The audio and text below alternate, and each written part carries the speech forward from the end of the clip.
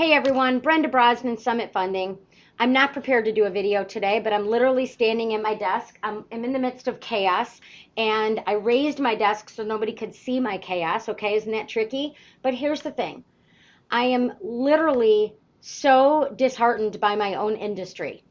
I have 3 families that called me this week. They all 3 are supposed to close on their brand new houses on Friday. Yes, tomorrow.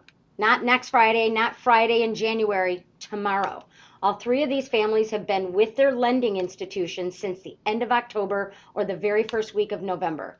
They all 3 got told in the 9th hour, "You're declined. Sorry. Bye-bye."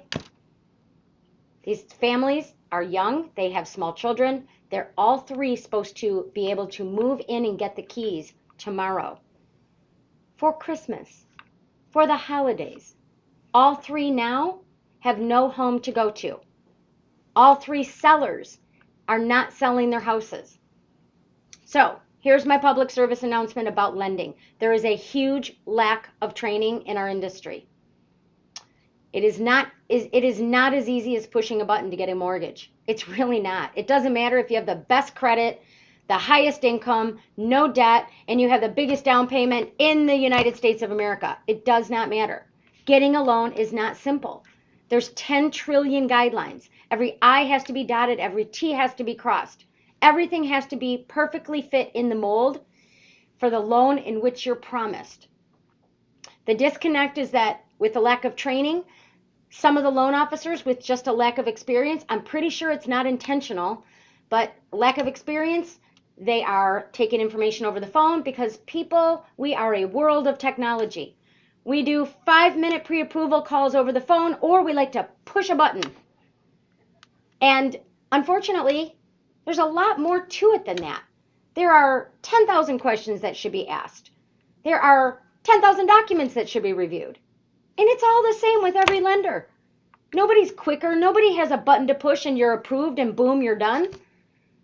But I'll tell you this. What's happened this week, should not be happening, and I'm thoroughly embarrassed at my industry because it's always happening. It's odd that I get 3 in a week where I'm asked to save the deal, and I believe we can help 2 of them. I'm still unsure on the 3rd. But either way, if I help them, which will be great news, they're still not going to be into a house for like 2 weeks, maybe 2.5 weeks, because we have the holidays. And the thing that's important to know is when you are choosing a loan, you're not getting a flat screen TV. You're not getting a car. This is a big deal. It's a big purchase. A loan can stay with you for a while, so it's important. And it's important you take the time to talk to the right people, sit down and meet with a loan officer that's skilled to educate you and can answer every question and teach you things that you don't know and that you don't even know to ask about. And to help you understand pros of this loan, pros, cons of this loan. Should you do 5%? Should you do 10? Should you do 20? Should you maybe pay off something and then only do 10%? There's so many things to look at and so many options. And again, things you don't know to ask maybe. So you should be sitting down with a professional that's extremely experienced, highly skilled, and knows what they're doing and has a phenomenal track record. I strongly encourage anyone, if you are referred to somebody, you should Google NMLS Consumer Access. It is a website where you can log in someone's licensing number for their loan officer license, and you can see how long they've been licensed, and you can also see if they are what we call in the lending industry a total job hopper, which means they hop from job to job, mortgage company to mortgage company to mortgage company.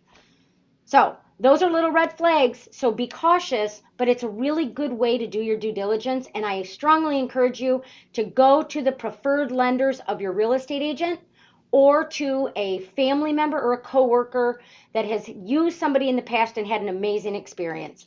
That's my public service announcement today. I'm going back to the grindstone to see if I can help family number 3 and get them into a home here in the next couple of weeks. Have a great Thursday.